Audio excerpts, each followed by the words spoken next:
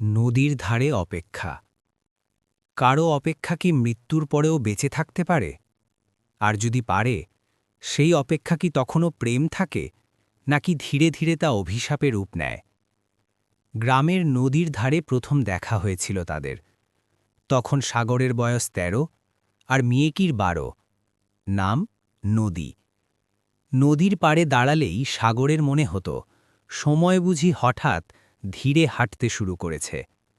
স্কুলের টিফিন ভাগাভাগি, ভেজা বালিতে বসে ভবিষ্যতের গল্প। অল্প বয়সেই জন্মে নিয়েছিল এক নীরব ভালোবাসা।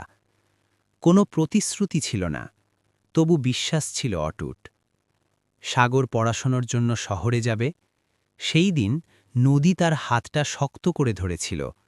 চোখ নামিয়ে কাঁপা গলায় ফিসফিস করে বলেছিল, দেরি করো না।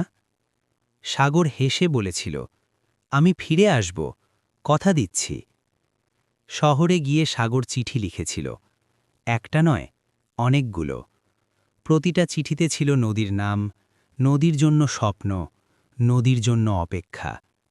কিন্তু কোনো উত্তর আসেনি, একটাও না। ১২ বছর পর সাগর গ্রামে ফেরে। দাদি তাকে দেখে খুশি হয়, কিন্তু চোখে লুকানো থাকে অদ্ভুত এক ভয়। সাগর জিজ্ঞেস করে, দাদি, নদী কেমন আছে? দাদি কথা এড়িয়ে যায়, শুধু বলে, নদীর ধারে যাস না। কিন্তু কিছু টান মানুষকে থামতে দেয় না। সন্ধ্যার চাঁদের আলোয় সাগর নদীর পাড়ে যায়, আর তখনই একই মুখ, একই চোখ। নদী দাঁড়িয়ে আছে, চুল বাতাসে নড়ে, মুখে সেই চেনা শান্ত ভাব। সাগর আবেগে বলে, নদী, আমি ফিরে এসেছি। দেরি হয়ে গেছে জানি, কিন্তু এবার আর কোথাও যাচ্ছি না। নদী কিছু বলে না, চুপচাপ তাকিয়ে থাকে। তার চোখে জমে আছে বহু বছরের অপেক্ষার ক্লান্তি। সাগর আবার বলে, কাল দাদির সাথে কথা বলবো, আমি তোমাকে বিয়ে করব নদী। নদীর ঠোঁট কাঁপে, কিন্তু কোনো শব্দ বের হয় না। সে ধীরে ধীরে এক পা পিছিয়ে যায় আর মিলিয়ে যায় অন্ধকারে। পরদিন সকালে সাগর দাদির সামনে দাঁড়ায়। দাদি, আমি নদীকে বিয়ে করতে চাই। দাদির হাত থেকে কাপটা পড়ে যায়, মুখ ফ্যাকাশে হয়ে ওঠে। তুই কাকে বিয়ে করবি? নদীকে, গতকালই তো ওর সাথে দেখা হলো।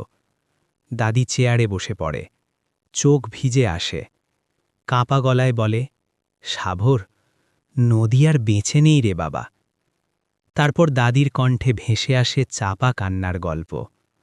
গ্রামে সমাজ নদীর জীবনের ওপর চেপে বসেছিল। ভালোবাসার জায়গায় এসেছিল জোর। জোর করে বিয়ে দেওয়া হয় তাকে। অল্পদিনেই সে সন্তান হারায়। একটার পর একটা আঘাতে নদী ভেঙে পড়ে। এক রাতে নদীর ধারে দাঁড়িয়ে সে শুধু বলেছিল, সাগর, তুমি তো কথা দিয়েছিলে।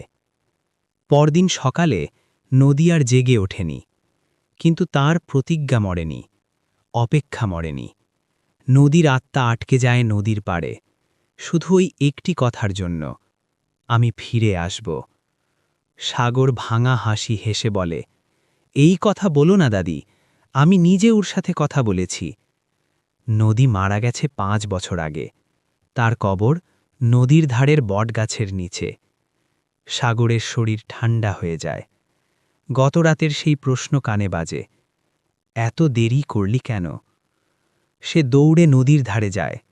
বটগাছের নিচে মাটিতে লেখা, নদী। হঠাৎ পেছনে হালকা পায়ের শব্দ, একবার মাত্র। সাগর ঘোরে না, চোখ ভিজে যায়।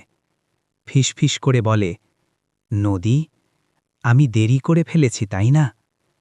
পেছন থেকে আসে পরিচিত কণ্ঠ, নরম, ক্লান্ত।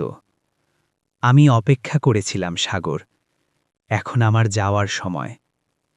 পরদিন থেকে নদীর পাড়ে আর কাউকে দেখা যায় না। কিন্তু গ্রামের মানুষ বলে, পূর্ণিমার রাতে যদি নদীর জলে কান পেতে শোনা যায়, এখনও ভেসে আসে এক ফিসফিস, কথা দিলে দেরি করা যায় না।